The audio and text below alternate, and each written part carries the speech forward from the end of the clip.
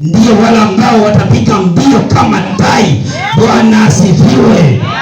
Hawa ni watu ambao Bwana amewachagua akaweka kwake ili waweze kufanya kazi yake. Nimeona kazi ya Bwana hapa.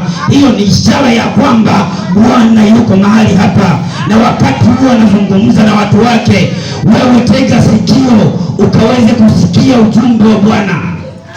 Usikate tamaa. Somo la leo linasema nguvu mpya kwa waliovunjika moyo. Nguvu mpya kwa waliovunjika moyo. Hivyo hakuna kuvunjika moyo. Kwa Bwana hakuna kukata tamaa.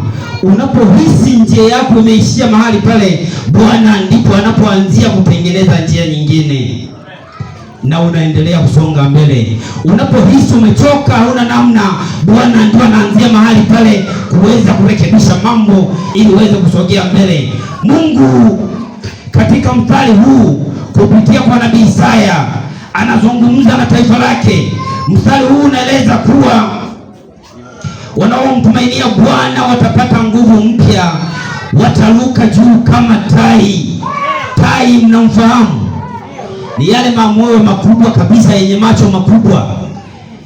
Yale yanaruka, yana uhuru wa kutosha.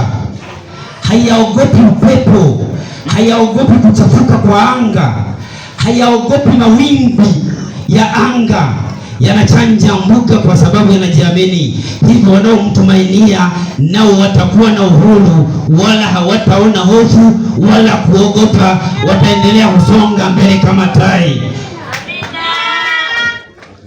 Kukata tamaa ni hali inayowatokea wanadamu katika maisha ya kawaida kutokana na changamoto nyingi za maisha, na ukizingatia maisha ya sasa ni magumu. Maisha ya sasa yamejaa misukosuko. Watu wanakata tamaa, watu wanaogopa, watu wanajawa na hofu, wanakata tamaa, wanaanguka, wanaisahau amri ya Mungu, wanasahau kutembea ndani ya Bwana, wanapata mabwana wengine. Lakini mimi nikwambie ya kwamba Bwana yeye ni yuko peke yake, wala hamwaachi mwanadamu hata siku moja. Maana Biblia inasema ya kwamba si ninyi mlionichagua mimi, bali mimi niliwachagua nyie. Hivyo wewe kama Bwana amekuchagua, amini ya kwamba hawezi kukuacha kamwe. Ila ukiona huko mbali unateseka, maana yake wewe umemwacha Bwana mahali alipo, umeenda mbali na yeye. Rejea kwake katika dakika hii. Rejea kwake yeye akuinue, rejea kwake yeye akubebe. Bwana Yesu asifiwe. Haleluya. Ndugu zangu wapendwa, katika maisha ya kila siku watu wanapitia magumu mno. Magonjwa yapo yanatawala, watu wamejaa hofu, watu wanadanganywa na kuachwa, watu wanaumizwa, watu wanateswa na dunia, watu wanateswa na wanadamu wenzao. Lakini yote ni kwa ajili ya kukamilisha mtu wa Mungu ili awe imara zaidi. Sikiliza nikwambie, asubuhi ya leo, matatizo yanayokabili maisha ya mwanadamu sio mwisho wa maisha.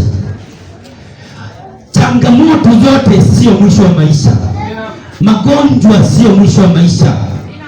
Kilio sio mwisho wa maisha. Kuanguka kwa biashara, kushindwa kuolewa, kufiwa na watoto au wazazi, kuondokewa na ndugu wa karibu, kuanguka kwa huduma yako sio mwisho wa maisha, bali ni mwanzo wa safari.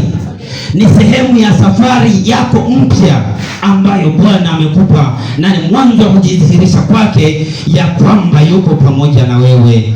Hivyo endelea kusonga mbele ukimtumainia yeye, naye wala hata kuacha, kwa sababu yeye yuko pamoja na wewe, naye yuko pamoja na wale wanaomngojea. Atawapa uwezo wa kuwa huru, wataruka kama tai. Bwana asifiwe.